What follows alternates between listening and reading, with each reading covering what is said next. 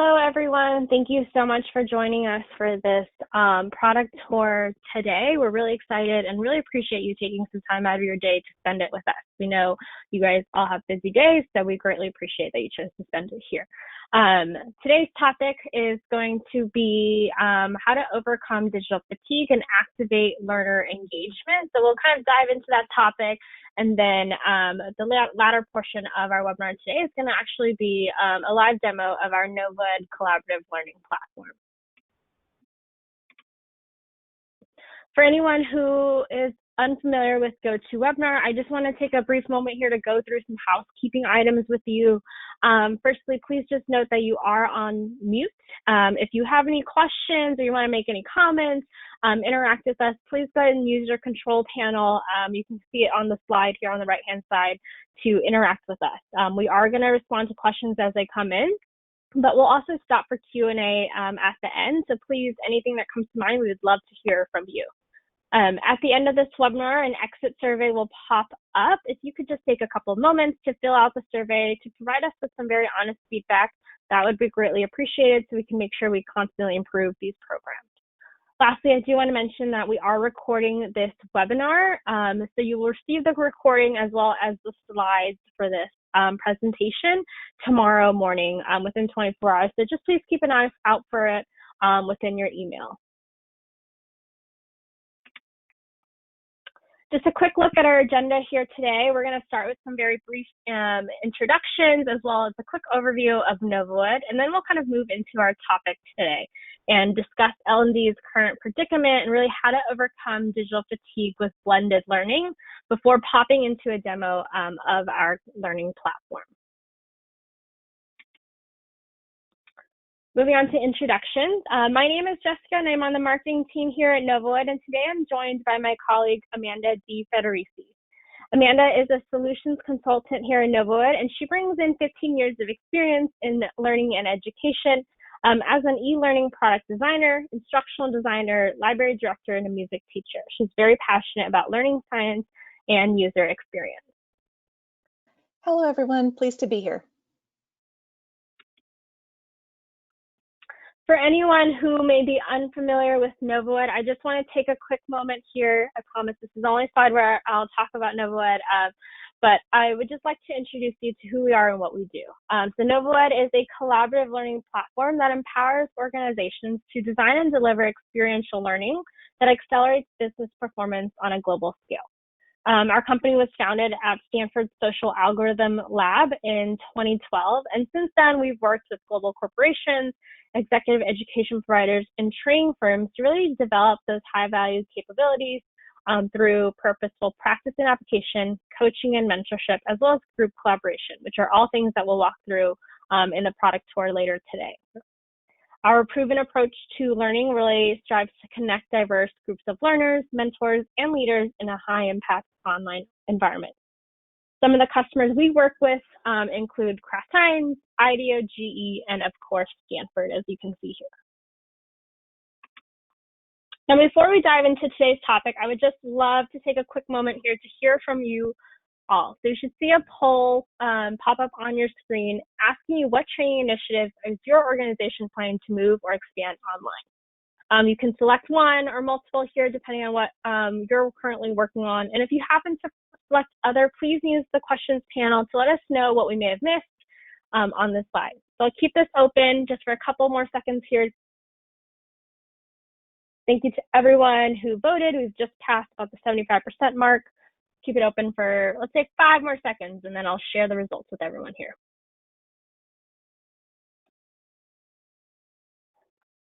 Wonderful. Thank you so much, everyone, for your feedback and responses. So it looks like leadership training is actually the large majority here. It's always interesting when I do this poll because typically, I would say in the past couple of months, I've seen a pretty even mix of leadership, sales, and onboarding as the three. But it's very interesting here to see that leadership is the main initiative, followed by onboarding, and then sales enablement, just a little small chunk there. Digital transformation, I think that's very common as well, especially working in today's world with everything that 2020 has brought us. Again, if you have marked other, please let us know what we have missed, and thank you so much for everyone's participation.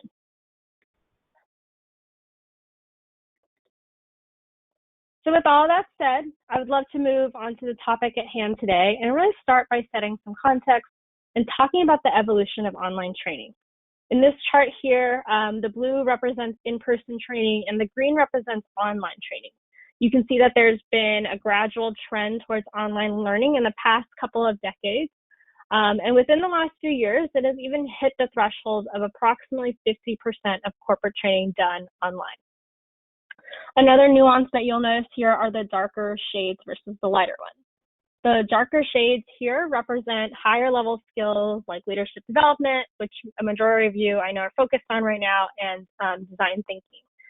Most of this historically has been done in person, but as years have gone by, as you can see here, there have been more attempts to really push deeper, richer learning online, and especially since March, where in-person programs had to be postponed or canceled, and organizations had to move very quickly to transition online. For any of those programs that couldn't be put on hold, L&D teams moved very quickly to VILT, kind of like what we're doing here, but through a series of video conferences. And for many, it's been a godsend, and it has been very easy to switch over, especially since organizations already had access to these programs like Zoom or WebEx, so that made the switch very simple. Video conferencing technology is also decades old, so it's been very reliable so far. And if you are leveraging this type of platform, teaching methods can more or less stay the same with instructors interacting with their learners. And lastly, especially in these days, tools do continue to improve significantly during this time as demand grows. So this has been really a great short-term solution, but how sustainable is it for the future? On the right-hand side of this slide is a Google Trends chart for Zoom fatigue, where you can see how much interest there has been in this phrase over the past 2 months. It initially peaked here in April, which was pretty soon after the pandemic started, which to me means that it didn't really take a long time for Zoom fatigue to set in. So what are people doing to respond to this? 2 things. One, trainers are trying to keep their sessions small, but however, if you're looking to train hundreds of or even thousands of people, for example, this would be rather difficult to scale, especially having so many different sessions. Second, they're also taking the time to chunk up training and stretch it over time. For example, if you had a 1-day, 6-hour training, that may now be spread over 4 days. Maybe it's 90 minutes each. But how do you schedule these meetings these trainings so that people can make all of them? You're really starting to run into some logistical problems with scheduling, and as soon as learners miss the session here and there, that's where you really run into trouble. As time has gone on, we're really starting to see some of the challenges of using video conference as an easy substitute for in-person learning. Learners suffer from Zoom or digital fatigue, whichever you want to call it, as learning really kind of becomes just another meeting on their calendars, especially if their calendars are becoming very packed. And this kind of in turn leads to decreased engagement and impact of your courses. And then we've seen instructors kind of struggle to recreate that engaging in-person experience in an online format. But let's talk quickly about really what causes Zoom or digital fatigue and how a blended approach to learning can address these challenges. So I've taken a look at a lot of the research articles out there on Zoom fatigue, and there are a lot. If you're ever curious, feel free to Google. And I've synthesized it into 3 main causes. One being nonverbal overload. When we see people in person, we're very used to processing nonverbal signals such as body language, posture, gestures. We're on a video call, we're really only able to see people from the chest up, sometimes even from the neck up. And we need to work harder to process those nonverbal cues. Paying more attention to this actually consumes a lot of our energy. Second, we're always on. The heightened emphasis on facial cues and the ability to see ourselves can also act as a stressor. I know a lot of times when I'm on my video conferences, I'm constantly looking at myself. I don't know, my eyes just kind of gravitate to myself, or I'm looking at other people who are also on. Third and lastly here is boundary anxiety. We feel very anxious about our remote workspace and really controlling the events that might make us look bad in front of our colleagues. What if our dog barks? What if our child yells or runs in? What if our neighbor starts mowing our lawn? We spend a lot of time carefully cultivating our video environment, but it's a very fragile facade that could be crushed at a moment's notice. And trying to create this separate world creates a lot of extra strain on us. I know when I'm doing my calls, I'm always worried that my dog's going to bark. Luckily, that hasn't happened to me too many times, but it's still something that I'm consciously worried about. The last point that I want to make here is that our working lives, and even sometimes our personal lives, rely very heavily on video conferencing. So adding to Zoom fatigue can actually make work meetings less productive, which I'm sure is not the kind of impact that any of us want. Having said this, I don't want to diminish the role of VILT. It can certainly be an effective solution for informational sessions, especially those that are short enough to maintain engagement, as well as for experiences that can be broken into various sessions over longer periods of time. However, what are your alternatives? Is this the only thing we can do? In our opinion, we believe that actually blended models can drive engagement and collaboration that you're looking for. When we talk about blended, we mean taking synchronous events, which are live, and combining it with asynchronous learning, which can be done at any time. Traditionally, if this, for example, were a year ago, we would have thought about this in terms of in-person training with online supplementary learning. But in today's world, that blend is essentially video conferencing and asynchronous learning. There's a couple of benefits here that we see. One, it's very flexible. You can stretch learning over a long period of time, and learners have more flexibility to work on their own schedule. Two, authentic concepts. You can provide plenty of opportunities for practice and application in real environments, which you'll see in our product demo coming up here. Lastly, the multimodal approach. You can incorporate different modalities of materials and provide learners with items that they can read, watch, or listen to. Some key considerations for blended learning. First is stretching learning over time. So more time to learn means that you have more time to apply any concepts and kind of reflect on what you've learned so far. Second here, deeper learning happens when learners are doing and not consuming. So by allowing them to practice in a real environment and integrating periodic reinforcement, that really increases the impact of your program. Lastly, learners are able to develop connections and relationships when they work together over time. So by having your learners reflect on their projects or provide feedback to one another, really helps develop that community. On this slide, there's just an example here of a learning journey that really that spaces synchronous and asynchronous activities over time. For example, this could have been a 4-hour in-person training that has now been converted into a month-long experience. At the beginning here, we have that synchronous kickoff call where learners can meet with one another. And then along the way, there's plenty of opportunities for check-ins, like quizzes, peer mentor feedback, projects, and so on. Really, the key to success here is a purposeful design process that considers learners' needs and whatever your learning objectives are. And we believe the right combination of asynchronous and synchronous can really set your learners up for success and deliver that impact you want, whether it's for your onboarding course or your leadership development training.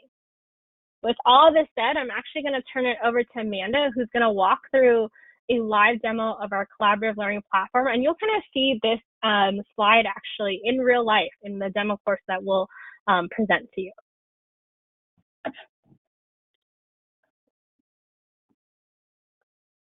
All right, hello everyone, this is Amanda. I hope you're able to see my screen. And I'd like to dive in now to show you the NovoEd platform from a couple of different perspectives today.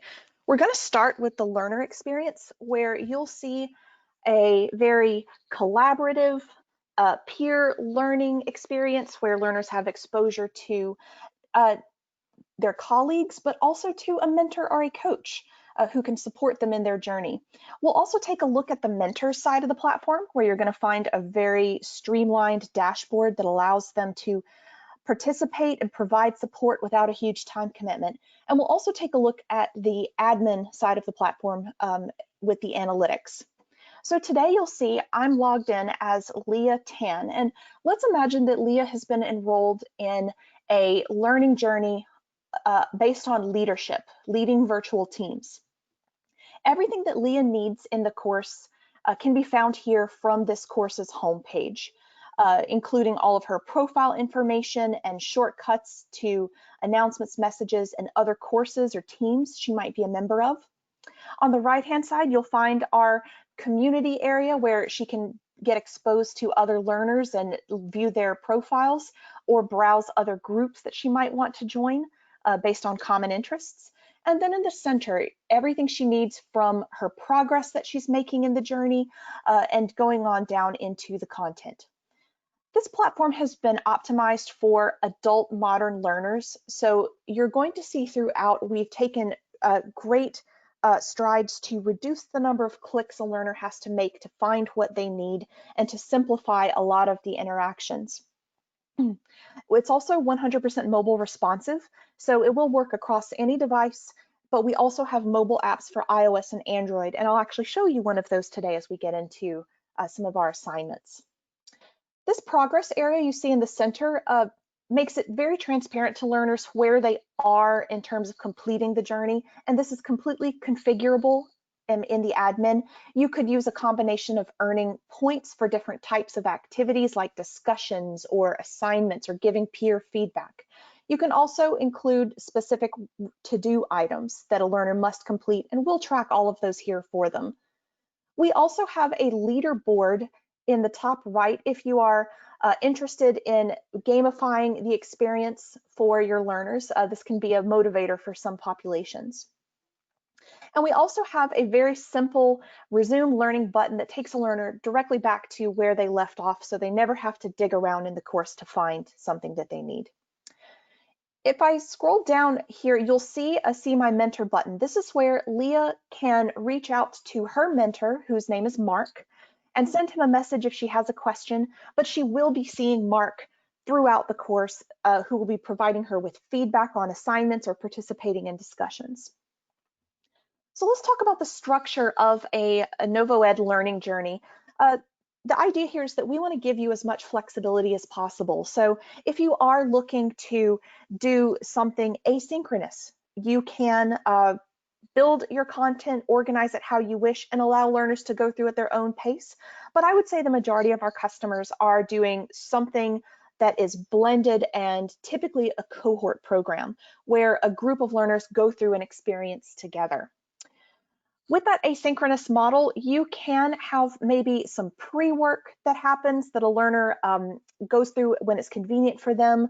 They might work on an individual challenge or project, or maybe even a team challenge or project. And then we have the opportunity to bring them together for live sessions and webinars when it's appropriate to do that. This content can be scheduled to release at specific dates and times if you're looking to gate it based on the week or the month. You can also set prerequisites where learners have to complete a specific task before they can go on to the next thing. So let's dive in to some of the content. I want to give you a sense of what this feels like. You'll notice that we do have a navigation on the left-hand side as well as front and back arrows for learners to progress through the content. I'm going to hide that for now. Now let's imagine this page is pre-work, maybe leading up to the first challenge or assignment that we want learners to do. The key takeaway here from looking at this content is just the streamlined nature of it. We don't ask learners to click around and try to find all of these different elements.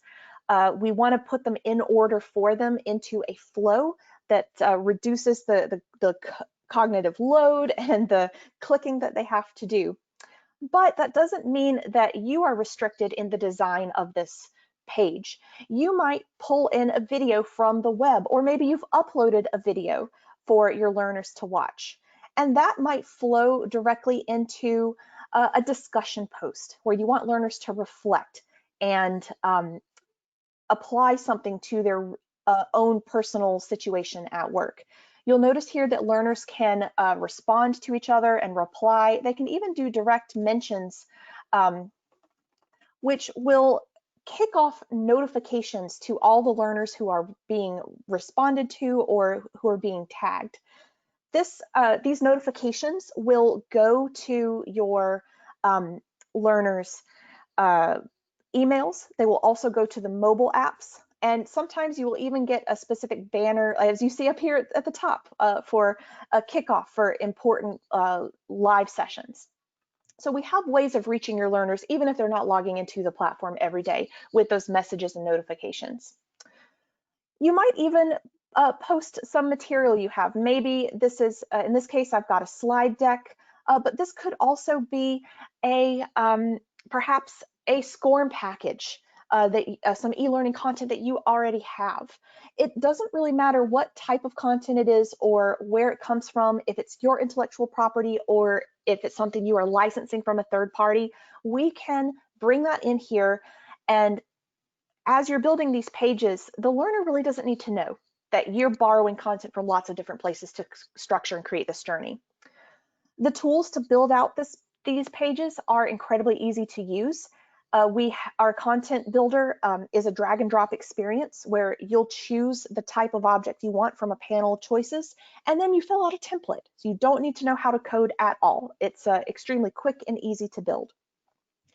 You'll notice here that we do have some a quiz functionality. We also have a survey functionality. You'll get all of the results of this in the analytics. And you've got lots of options here for different types of questions, whether they are closed-ended or open-ended that you might want to ask. But where NovoEd becomes really special, I think, is when we get into practicing and applying what we've learned, and not just taking quizzes. So when I talk about practice and application, I mean asking the learner to actually produce something or demonstrate that they can take what they've learned so far and actually use it.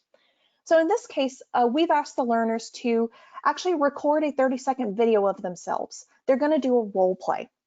So what I want them to do, if I scroll down here, is answer a couple of questions and then upload that video. So to show you this very quickly, I'm actually going to switch gears and go to the mobile app. So you should be seeing my phone screen now. I'm going to open up the app, and it brings me to the home page. Notice that it remembered where I left off on that kickoff call.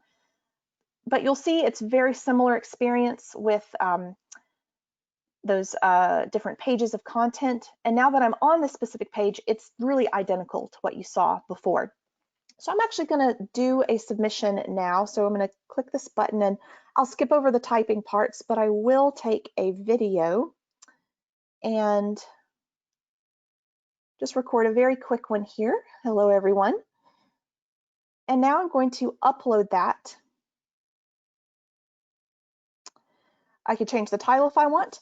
And this assignment is shared with the course, because in a moment I'm going to show you how we do peer feedback, but you do have the option to have private assignments as well. And now I'm going to submit that. So now it'll be waiting for Mark, my mentor, to take a look at when he logs into his view of the platform. With the mentor giving feedback, we can do comment-based feedback. We could have the mentors actually approving assignments, adding this a little bit more formality to it. We could also have them evaluate learners based on a customizable rubric that you can control. We can do the same for the peers. So down below, you'll see here, we might ask our learners to maybe evaluate 3 of their peers, and an algorithm will take care of matching them together. So here I'm going to click on Rebecca and take a look at her submission. You'll see what she wrote there, and you can watch a bit of her video. And then we're going to give her feedback below. But notice that I'm not just giving her feedback that goes into a vacuum. I'm also able to see what other people are saying about her submission, including Mark, our mentor, who has his mentor badge there. So I like to describe this as almost like an onion of learning opportunity, because there's so many layers here. Your learners will benefit from not just doing their own assignments, but then also having to evaluate other people and give them feedback. That really touches on some of the highest levels of Bloom's taxonomy, and then also benefiting from seeing what other people are saying as well. And one of the great things about doing this in an online platform is that it's persistent. It lives on in our submission gallery, where at any time a learner can go browse what their peers have done or what they have done. We often find our clients, even if a course has ended, but learners still have access, they will come back to this space in the course to take a look at these assignments and continue benefiting from them. Now we can do this at the individual level, but we can also do it at the team level. So on the next page, you'll see that my learner has been added to a 5-person team. Now I can assign those teams as an administrator, or I can allow learners to form their own. You have a lot of flexibility in how you set that up. And together they are going to create a charter. That is their team challenge. So to make this work, where these learners are maybe working asynchronously, they may not be logging in at the exact same time each week, we need to give them a team workspace. And in that team workspace, you're going to see that they are able to have discussions with each other, they can share resources, they can even share their work with each other to get feedback from this smaller private group of people. And if they want to meet in real time, they can coordinate. We do have a scheduling tool here for them to use, but it's not necessary. Every time someone posts in this team space, everyone will get a notification that will go to their email or the mobile app, so they can stay connected that way as well. On the right-hand side, notice that this is a private team space, so that means other learners cannot see into this, but a course facilitator will have the ability to view these teams' progress from a team dashboard, and you'll have the ability to enter this space to intervene or to touch base with these learners as you need to. And notice you'll see their profile pictures down here and these numbers. This means we are also tracking their involvement in the team space, so we will know who is a good team player and who isn't.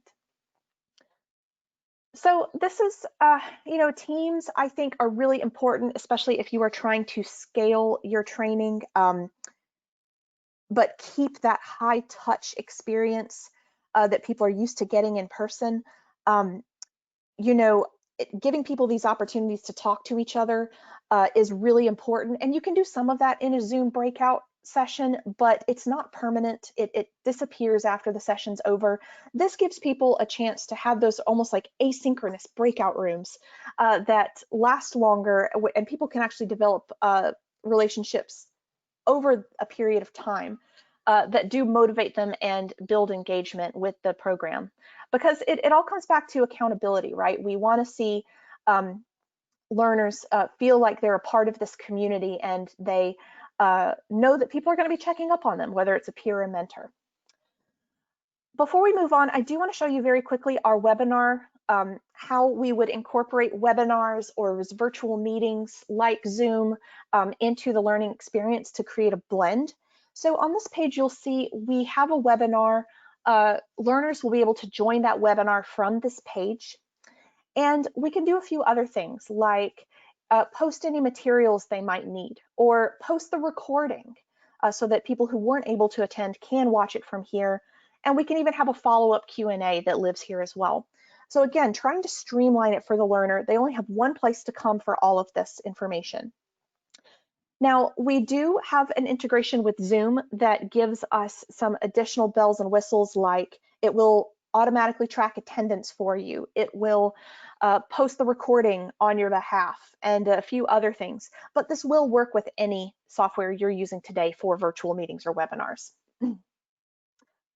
All right, so now what I'd like to do is jump over to the mentor side of the platform, where we have, again, that very streamlined user experience for them. So a mentor is going to have access to the platform just like a learner would, and they can see the content, they'll know what the learners are going through, but they have an additional mentor dashboard at the bottom. It says, see my mentees.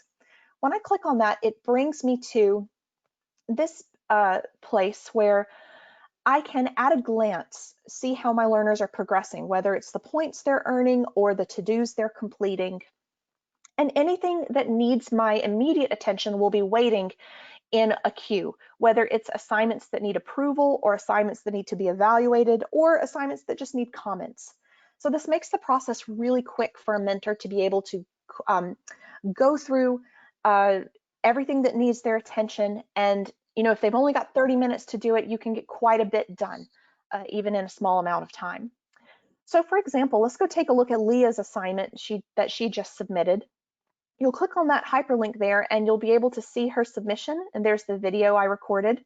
And you can give her some feedback below. You might say, nice job, I like how you did X, Y, and Z. And you can approve that assignment and Leah will earn points for it. Or you could send it back to her for revision and say, you know what, I'd like you to try again and focus on these things. You have that option to do that as well. You also have the option, like I mentioned before, to do evaluations. So let me show you a quick example here with Jerry. If I click on his submission, I'll see it in the left side, but on the right, I'll see a rubric. And again, this is fully customizable, so you can control what are the rubric criteria, what is the scale, adding additional detail around here if you want. So your mentors or others, course instructors or TAs can quickly give a score, and then they can still give feedback, but it is a little bit more structured in this grid format than just an open comment box. So like I said before, mentors can do those evaluations and feedback. Peers can also do evaluations and feedback. It's really up to you as to how you set up those different assignments. But for the mentors, we really don't want to give them too much else. We do give them some basic analytics about who is logged in and who hasn't, so that they know if they've got a red flag with a person, they can do that outreach simply just by clicking on their profile and sending them a message, which would be a private message here. But when it comes to the real power of the platform, that really resides in the admin experience. So I'm going to switch gears now and look at this from the perspective of a course facilitator.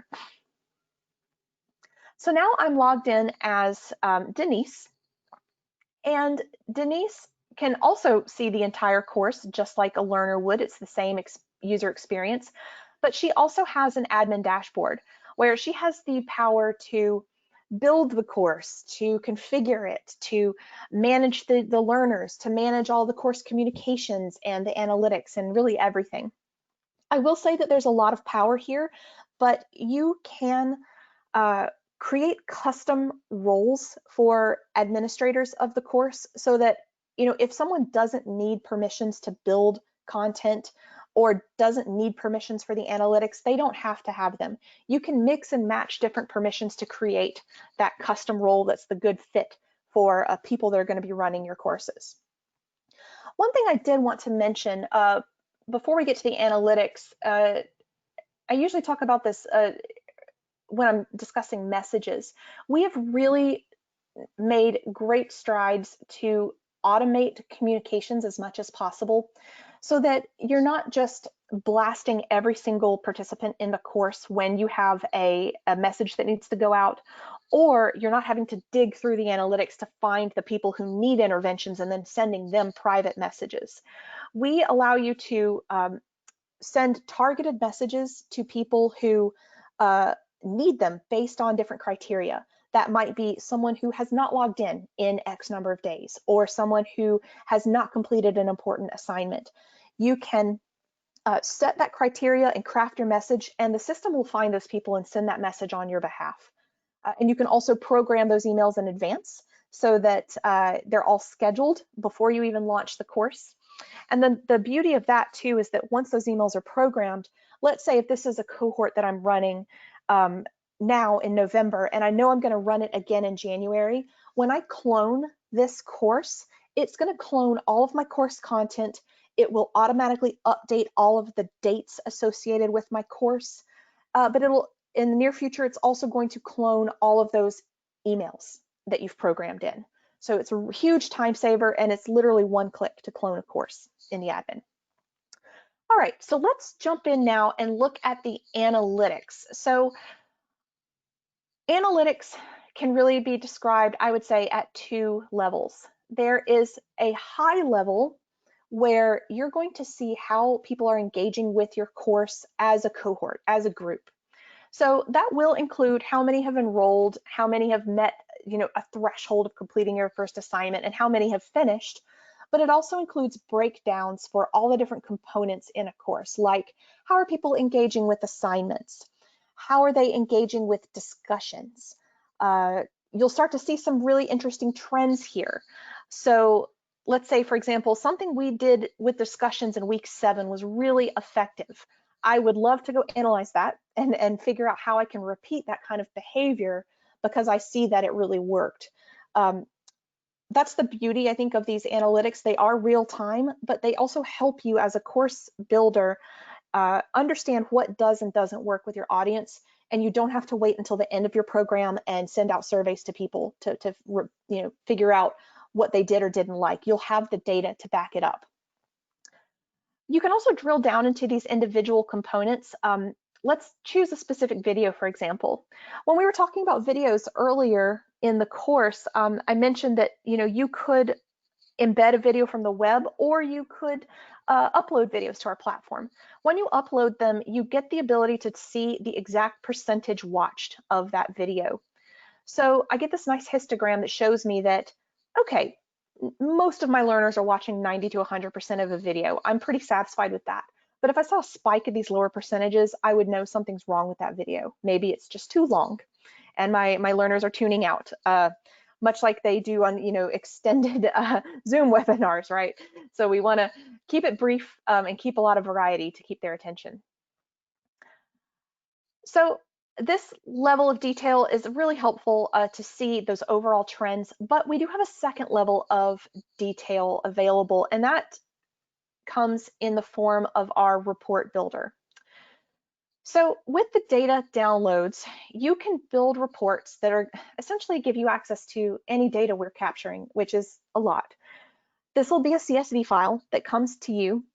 You can download it from here.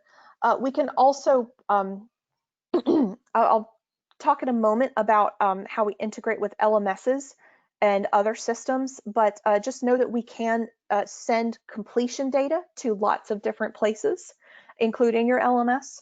And then you also have this additional level of detail with these data downloads.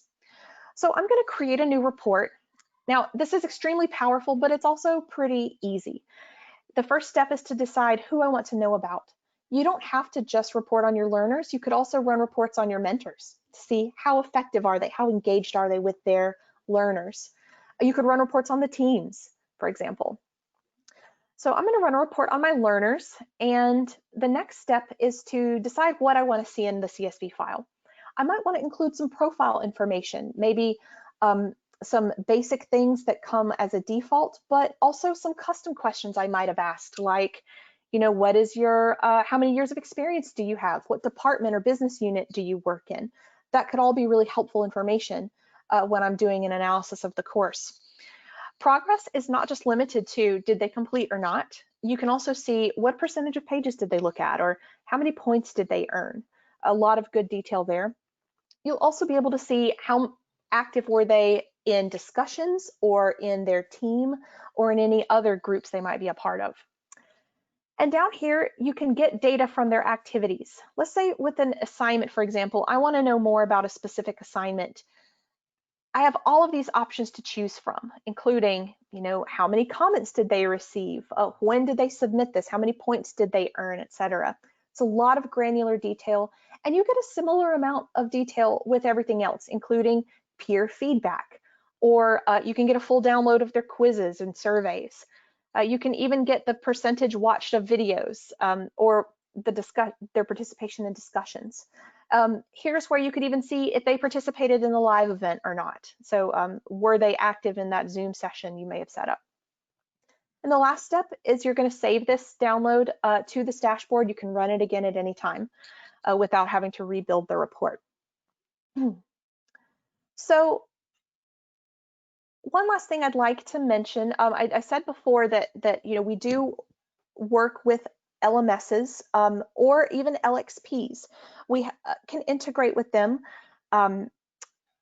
in such a way that we can allow learners to launch from your LMS. So let's say a learner goes to your LMS, they see they've been assigned a training. That's a NovoEd course. They click to launch that course from your LMS, and when you're using single sign-on, they will just seamlessly come to the NovoEd platform, where they can do all of the learning that's encapsulated in this streamlined experience that's collaborative, And when they're done, we will send the completion data back to your LMS for tracking purposes. We also have an integration with Degreed that we completed recently that does very similar, where learners can discover a NovoEd course from your Degreed platform, and then we'll send completion data back as well. One last thing to point out before we go to Q&A is I did want to note the languages that we do support. We have, I think, over a dozen at this point, a lot of variety here, 2 versions of Spanish, French, 2 versions of Portuguese, simplified Mandarin, Japanese, Korean, Russian, German, Arabic, Hebrew, and Polish, and we're always adding more. When you change the language of the platform, it automatically takes care of everything navigation-wise, platform-wise. It does not automatically translate your content, but it does take care of the navigational elements for your learners. And with that, I'm gonna pause talking now and happy to answer any of your questions that you've been putting into the chat. Thank you so much, Amanda, for that wonderful demo. And thank you everyone for your questions so far. If you have any questions, please send them through so that we can take some time now to answer.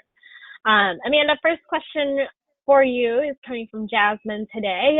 Are participants able to customize their notification settings? Yes, they are. By default, I think they are subscribed to everything, but they can certainly adjust those communications so that they maybe just receive a daily digest or want to receive specific types of preferences. And they can do that at the course level if they're enrolled in multiple different courses. So they do have some flexibility and control over that. Great, thank you so much, and thank you for showing this as well. The next question that I am seeing here is around the feedback. So I think throughout this demo, you showed a lot of the peer feedback that was happening and some mentor feedback. Is all of this public, or can some of the feedback be made private? Great question. Yes, you can control the types of feedback that people receive as you're setting up those components. So assignments can be made public or private. A public assignment would mean that feedback is going to be public seen, but you could also set up a private feedback where only the learner will be able to see the feedback that they receive from other people. You can also set up assignments that only the submissions are only viewable by the teaching team or by the mentor. So there's a lot of flexibility and choices when you're configuring those assignments. Great, thank you. Next question for you here is about setting up, a course in the platform. In your opinion, or based on what you have seen with your work and our customers, how much effort would you say it takes to set up a course similar to this? That's a great question. I would say if you have most of your content put together, and I don't mean like e-learning content, I mean like your in-person program. If you know the types of activities and you have your slide decks, it is really fast to build a course because the building aspect of it is super simple. I think the more challenging thing is figuring out the design and how do you want it to flow and where do you want there to be reflections or assignments and what's the cadence of things. But if you're converting an in-person program to something in NovoEd, I would say honestly, you should be thinking in terms of weeks to get a course up and running versus months. It's a very fast process, and it really only gets slowed down when you're doing something really drastic or you don't have an idea of what content you want to use. Great, thank you so much, Amanda. The last question that I am seeing here is kind of around our integrations. Can you talk about some of the content integrations that we have available, I guess, for our customers to use? Yeah, absolutely. So when it comes to integrating content into the platform, you have a lot of choices. You can upload content directly. That's your own intellectual property, videos, files, PDFs, Excel sheets, whatever you want. Even podcasts can be uploaded. You can embed content from the web. All you need is a URL, and we'll take care of building the iframe for you. So a lot of our customers go that route. And you can also embed content using SCORM. So if you have e-learning content that's living in your LMS or somewhere else, you upload that a zip file, and we will play it through our SCORM player, which is an industry standard. It's mobile friendly. We take care of all of that for you. I've also seen customers integrate content using AICC, even from the AICC standard from their LMS into our system. So you've got a lot of options there.